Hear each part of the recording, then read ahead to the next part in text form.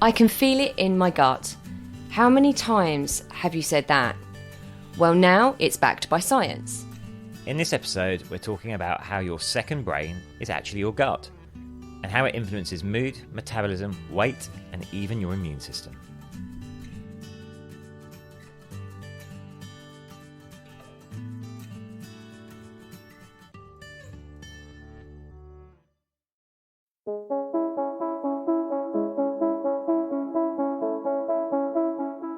Hi, I'm James Davis. And I'm Claire Davis.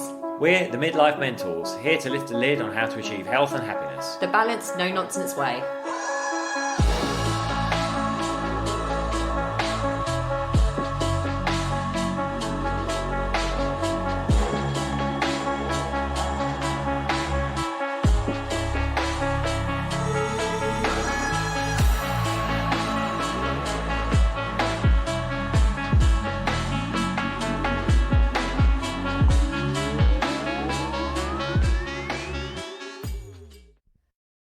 Hello and welcome to another episode of the Midlife Mentors with me, James. And me, Claire. How are you all doing out there? We're laughing and giggling already because we are currently keeping it incredibly real. We are recording this on a bed. We are. We're in our hotel room just outside Santander. There is building work going on nearby, so if you hear noise in the background, we apologise for that. But we're on the route back to England.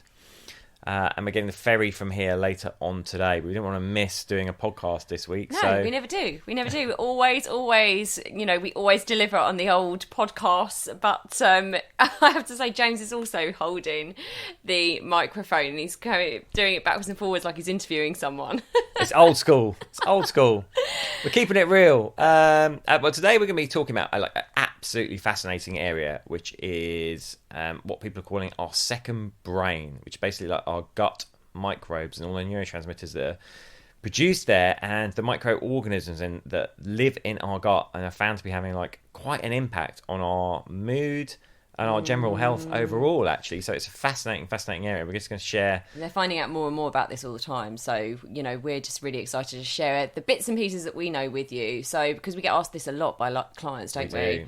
And it is important. So nutrition on the surface is quite simple. It's like, calories in, calories out, get your macros right. But as soon as you start diving into it, there are all these layers and layers of it. And a good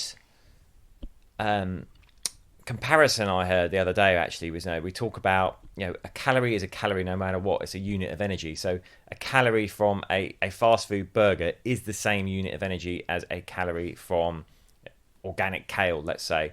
But that's only in terms of the unit of energy. In terms of how it is processed and utilised by the body and the nutrients you're getting, as I would say, a gram of gold and a gram of lead are both still a gram, but obviously very different properties. So I'd like to think about that in terms of your nutrition and your calories. Well, even just from a base level of clients working with us, as soon as we're going to go through some tips at the end, we always give you some tips at the end. But just even changing these small few things that we're going to share, some of them we're going to share with you today.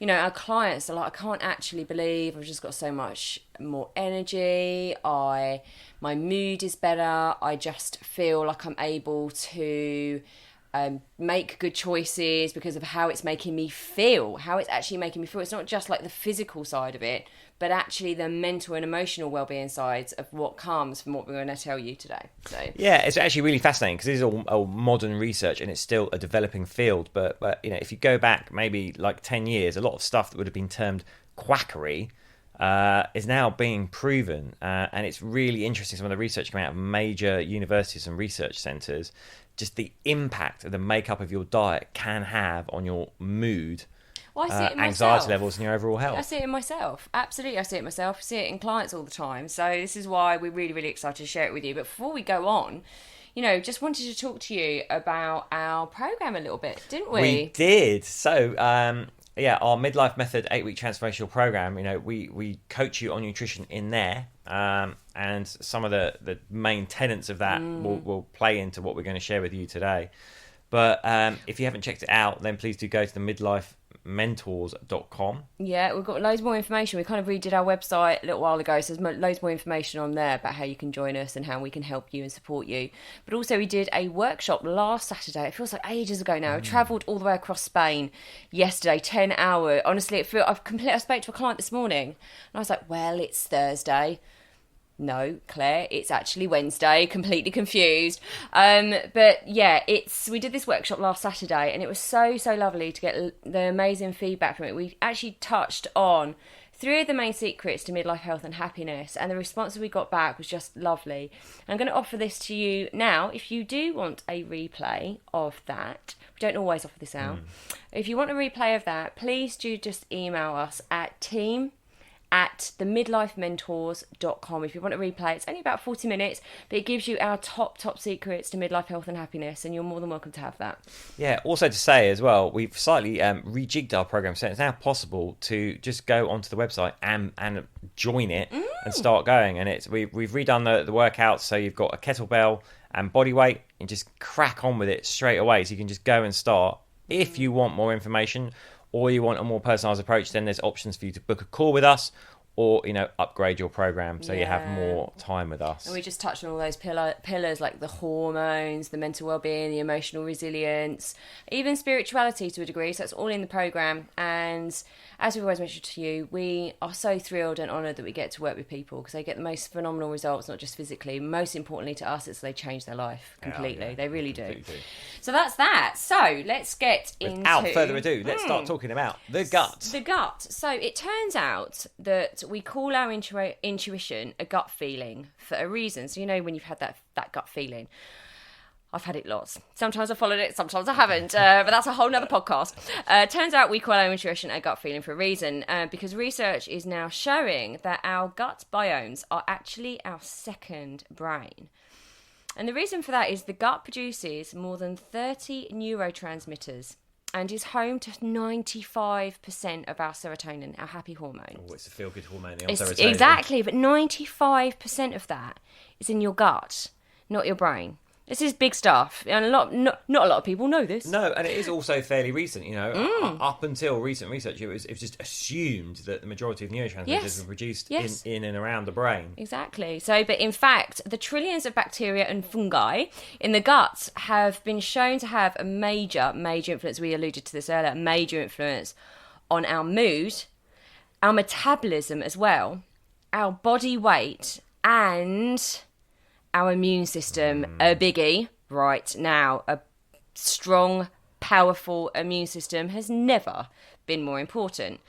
And they outnumber all the other cells in your body put together, and weigh slightly more than our brains. How nuts is that? This is so fascinating. So, and this is why people talk about how we're actually being controlled by other organisms, right? So if you think of it in those terms, they're microbiomes. They're the tiny little organisms, these bacteria, living in our gut. But there's more of them than there are other cells in our body, and they weigh more than our brains. It's amazing. Research suggests also that these gut microbes can actually not only influence this, but change our brain function. So they're not just influencing; they can actually change our brain function, which is nuts as well, right? Yeah, so this is like the most modern research. It's like actually looking at the pathways between the brain and the gut and how they interact with each other. Yeah, so that is having an influence and changing potentially what's going on in your brain and your brain function. So our body basically has 2 chemical messenger systems. We have the endocrine system, which is hormonal, and the central nervous system, which is running with neurotransmitters. They run individually, but they also interact with each other as well. So we get this gut-brain axis. And like we said, until fairly recently, it was thought that most neurotransmitters were produced in the brain. But the new evidence suggests that not only a significant proportion of them are produced in the gut, but the gut microbiome, the gut ecosystem, essentially regulates how we think and feel. That gut-brain axis is a lot stronger and has much more impact than originally thought. And there's research that's been done that's shown links between the gut biomes and autism, anxiety, and depression. So we're going to look at some of the research on that now. So researchers in Canada found that there were 2 strains of gut bacteria that reduced anxiety-like behaviours in mice. And this was replicated in a study in Ireland where they found that giving anxious mice, I mean, I don't know how you find if a mouse is anxious or not, but there is obviously a way you can. They would either give it an antidepressant or gut bacteria. And they found where the gut bacteria, both of them, alleviated the symptoms and reduced levels of the stress hormone cortisol. Now, we're always talking about cortisol, of course, and when we're leading stressful lives, how that can have a massively negative impact on our health. So it's fascinating here that giving gut bacteria in the diet of mice could reduce cortisol levels. Of course, that's mice, so we want to know about humans. Oxford University did a study, and they fed subjects a prebiotic that fostered on the growth of specific gut biomes, and they too found that they lowered cortisol levels. And not only that, the subjects tended to have a more positive outlook when they did studies basically flashing words on screens, but they could measure how positive they were feeling. So their positivity increased and their cortisol decreased. This replicated a UCLA study where they've been feeding people probiotics again and presented facial images showing emotions. And they basically emotions to be happy, sad, angry, and the prebiotic group had much calmer brain reactions, showing they were more balanced. So it's suspected that changes in the gut microbiomes tend to lead to production of compounds that can actually modify our brain chemistry and kind of influence the neurotransmitters as well. So even the ones that are produced in the brain, not the gut, can be influenced by these gut microbiomes. We don't really understand yet how it works, but it looks like there are multiple mechanisms at work. So it's a really fascinating area which we're still discovering on, but it's already been shown that there are certain organisms that affect how our metabolism works, other organisms that affect how our anxiety and depression levels are firing, and there's also specific microbes that activate the vagus nerve, which is the main line of communication between the brain and the gut. And these biomes are also intertwined with our immune system. So in reality, what's going on in our gut with these microorganisms is having a really significant effect on our overall health and well-being, but our mental, emotional, and physical health. Right, so now James has done all the geeky stuff, which I absolutely love him for, but I'm actually going to jump back into the podcast and give you some practical tips now to optimise gut health. So first of all, make sure you're eating a diverse range of foods. This can lead to a diverse microbiome, which is an indicator of good gut health, right? So in particular, we're talking here legumes, beans and fruit. They contain lots of fibre and often really promote that growth of healthy bacteria. So that's number one. Eat fermented foods, and we all know one of the fermented foods is sauerkraut. Haven't really fallen in love with it myself, but fermented foods such as yogurt, sauerkraut and kefir all contain healthy bacteria. We all know that kefir has actually become quite popular recently. This is why. So the healthy bacteria, and also reduce the amount of disease-causing species in the gut. So all good there. Make sure you are limiting your intake of artificial sweeteners. So this one really surprised me, but there is some evidence that's shown that artificial sweeteners like aspartame, now that's the thing in Diet Coke and things like that. I actually used to do the PR for Diet Coke, and I remember there was a big hoo-ha about this all that time ago. And I did know it's a bit of a nasty thing. So actually, aspartame can increase blood sugar by stimulating the growth of unhealthy bacteria in the gut microbiome. So do try and avoid that. Also, eat prebiotic foods. Prebiotics are a type of fibre that stimulates the growth of healthy bacteria, and prebiotic-rich foods in particular are artichokes, yum yum, bananas, asparagus, oats and apples, just to name a few. We will go on about minimising sugar for the rest of the time that you ever listen to this podcast. We've done a whole thing on reducing your sugar.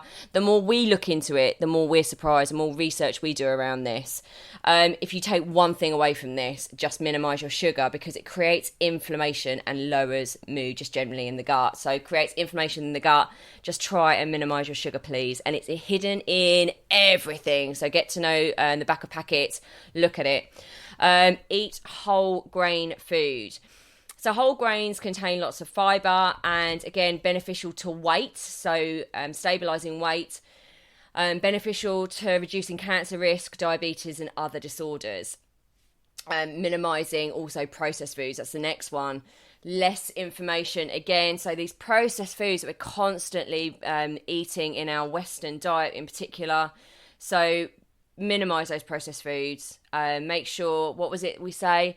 From field or sea to table in as few little steps as possible. The more steps it's gone through to get to your plate, the worse it is for you. So just try and eat as clean a food as you possibly can most of the time, say 80% of the time, 20%. Eat foods rich in polyphenols. So polyphenols are plant compounds basically found in red wine. Again, yum yum. Green tea, dark chocolate, yum yum. Olive oil and whole grains. And they're broken down by the microbiome to stimulate healthy bacterial growth. So there we are. If you didn't need any more of a reason to drink a glass of red wine and have a little bit of chocolate as well, we've just given it to you. But good quality chocolate, please. And good quality wine. And good quality wine, exactly. You can take the girl out of Dartford. I didn't even worry about the wine. Just give me red wine. I've seen there with your carton of Dyson on. And, here's the thing. You can also, we're quite lucky that these days, you can take a probiotic supplement. Probiotics are live bacteria that can help restore the gut to a healthy state. I know that at times in my life, I've taken really good probiotic supplements and they have really, really helped me, actually. So do keep that in mind. And finally, take antibiotics only when they are necessary. This is so important. Antibiotics kill many of the bad and the good bacteria in the gut microbiome. So possibly that contributes, research has shown that it can possibly contribute to weight gain and antibiotic resistance, obviously. So please only take antibiotics. That they are handed out like sweeties. I think it was more that way back in the day. I know, when I was younger, antibiotics were handed out so willy-nilly, to be honest. I think it's less common now, I hope and I think, for, GPs just to hand out antibiotics willy-nilly. But, take that into your own hands, take responsibility for that yourself. If you can go without them, do, and only use them when really medically necessary, is what I would say. So there's our top tips, really, of optimising gut health. Yeah, some good tips there. Thank you. Yeah. Listen, we're doing more and more of our own stuff around this all the time. We find it really, really fascinating. Like we said at the beginning, we find it, we're our own guinea pigs as well. We play around with this stuff, and I know for sure, when I'm not looking after my diet as well as I should, and James as well. You can feel the difference. You can feel the difference in your mood, your energy levels, of course, but so many other things. Absolutely. It happens to all of us. Yeah, I mean, like, we're pretty good most of the time. We live by that kind of 80-20 exactly. rule. But, I suppose like now when we're travelling and stuff, hard. you're getting food on the run, but I can definitely feel sluggish in my body. My mood's a little lower when I'm eating like poorer quality food, processed foods. I'm not getting as many like natural foods, straight from source. So yeah.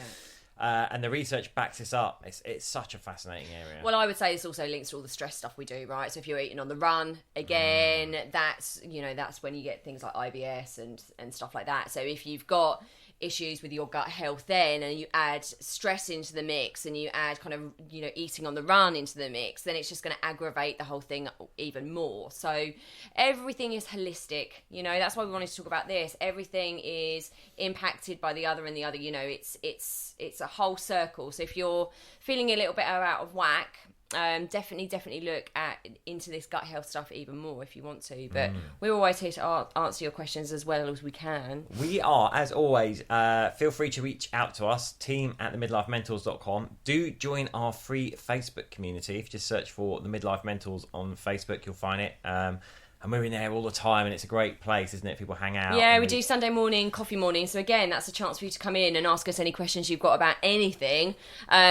Literally anything. We have such a laugh on there. It's so great. It's just a chance to connect with everyone in our community and share our tips and silly banter as well. But yeah, get in there, because every Sunday we're there at 10 o'clock UK time, just live and answering your questions and being fools. Live, unfiltered and direct.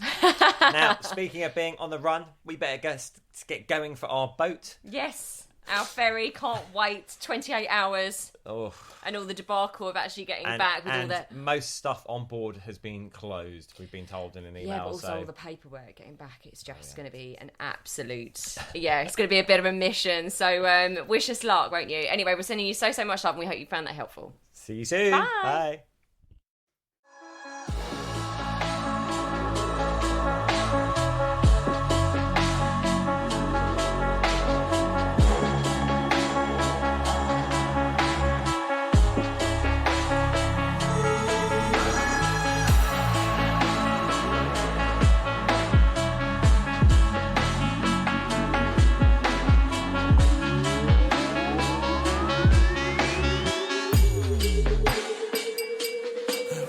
Yeah. You've been listening to the Midlife Mentors with Claire and James Davis.